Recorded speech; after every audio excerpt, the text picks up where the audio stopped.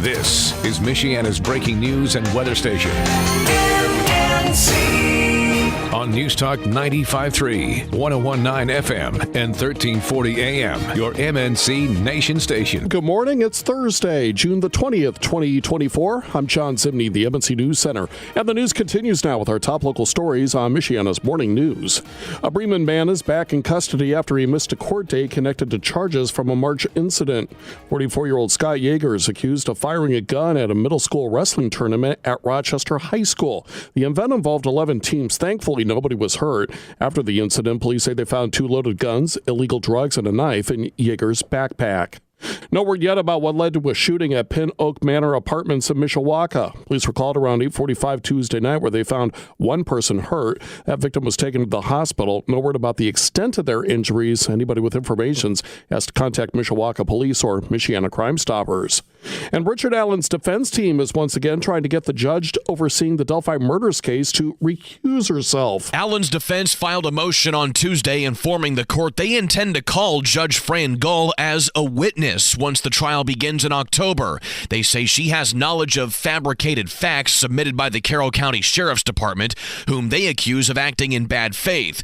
Because of their intent to call Gull as a witness, they say this creates a conflict of interest since she cannot be the case's fact finder and a witness at the same time. They're once again calling on her to step down from the case. Kirk Darling, Network Indiana. The prosecutor will not charge the hunter in the case of a southern Michigan wolf kill. The county prosecutor has called the shooting in January an honest mistake by hunters who thought they were killing a large coyote. No one will face charges for the killing, and state investigators are still uncertain how the animal made its way to the southern part of the state from its habitat hundreds of miles to the north. Calhoun County prosecutor David Gilbert said it was unlikely the hunters would have even considered that the animal might have been a wolf, saying it was like shooting a unicorn. Bridge, Michigan reports that the wolf had a trap wound on its front paw, indicated that it may have been relocated by humans. Derek Decker, MNC News. A suspect's in the hospital after they were shot by police responding to a well-being check in Porter County. This happened early yesterday morning. Police said the male suspect was found in the area with a gun. He was not been reported if the suspect shot that gun, but an officer at the scene shot him. And information on what led to the shootings not been released. Granger residents may see a column of flame this week as NIPSCO runs routine pipeline work. NIPSCO will be running routine natural gas transmission pipeline inspections at a gas regulator system near Cleveland Road. The tests make sure the gas is safe and reliable for customers, though customers should not experience any disruptions in their service while the inspections are taking place. However, a natural gas odor, a flare of flame, and noise may be noticed. Inspections will be taking place from 8 until 5 daily through Friday. Alyssa Foster, MNC News. President Joe Biden's recent southern border executive action, which grants relief, work permits, and legal status to long-term immigrants, including those married to U.S. citizens, is getting mixed reviews from Michigan lawmakers. Michigan is home to about 90,000 undocumented immigrants. Democratic Representative Lori Pohutsky of Livonia says it's about time. What the Biden administration did is consistent with our values as a country and as a state. We can have greater security on the border, and we can have compassion for those who have been in our communities for many years and have families. However, critics of the action say it invites people to break America's laws. Republican Senator Eric Nesbitt, who represents Porter Township, reward people for breaking the law. This new proposal does just that. Instead of focusing on strengthening our southern border, the Biden administration has decided to propose another amnesty plan for those who violated our nation's laws and our sovereignty. Critics of the new policy also maintain it puts the safety of Americans at risk, especially those who live in border states. Derek Decker, MNC News. Following concerns from people living near Potato Creek State Park, the St. Joseph County Area Plan Commission has unanimously approved amendments to an ordinance on large-scale solar farms. The amendments address proximity to property lines and zoning for land usage. The group Rethink Industrial Solar is advocating for solar projects to be built in different locations. One of their leaders views the decision as a positive step, but believes the amendments could be stricter.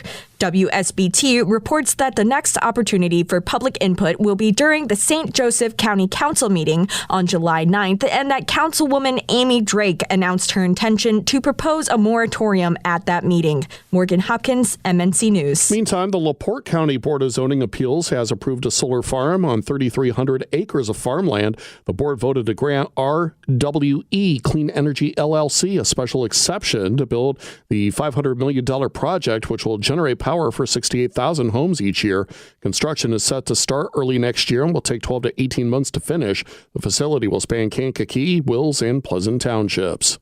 New this morning on MNC, police in Benton Harbor responding to an increase in vehicle thefts in their community. Benton Harbor's Department of Public Safety and Public Works Committee say there were 28 vehicle theft complaints during the month of May. Public Safety Director Mike Clark told WSJM that auto theft, quote, has now become almost like a sport because car thieves are just walking through neighborhoods, parking garages, and more, just trying doors until one opens. Vehicle owners are being reminded to be vigilant by never leaving the car unlocked and even wrapping key fobs in aluminum foil so they can't communicate with the car from the house. Heather Starr, MNC News. One person died in a crash that happened on I-8094 near the Indiana-Illinois state line. Happened early yesterday morning when a Jeep Grand Cherokee crashed near the Calumet Avenue exit, and then a semi-truck smashed into the Jeep nearly head-on.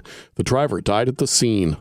One man died after a garage fire in Knox. This happened on Monday morning. Firefighters arrived at South Main Street's property to find a man with severe burns outside of the garage. He was airlifted to a hospital in Chicago where he died. The cause of that blaze remains under investigation. And the heat can be hard on us as people, so just imagine the impacts on our furry little friends. When the temperatures hit the mid to upper 70s, pavement and sidewalks can be 50 degrees hotter. That's tough on your pet's paws and is worth keeping in mind when you want to head out for a walk with the dog, and the sand on the beach can be the same way. The Humane Society of St. Joseph County wants people to limit their outdoor walks to a quick bathroom break in the grass. Heat exhaustion can happen fast for animals, and it's illegal to leave your dog alone in a car, even with a cracked window. If your dog seems lethargic, pants or drools excessively or breathes rapidly, that could be a sign they're overheating. Get them inside and give them some cool water. Mike Wilson, MNC News. Partly sunny, hot, and humid again today. There's still a slight chance of a couple of showers here and there. High temperatures getting up around 93 degrees. Tonight we drop down to 73. We'll see a chance of an evening shower, then partly cloudy overnight. And then for Friday, we are looking at another hot and humid day. Highs in the low to mid 90s with a slight chance of a shower. I'm WSBT 22 Chief Meteorologist Carrie Peugeot. You can get the top local stories direct to your email twice each day, 7 in the morning and 4:30 in the afternoon. To get subscribed for free, just sign up by clicking on demand at 953mnc.com. Podcasts by Federated Media.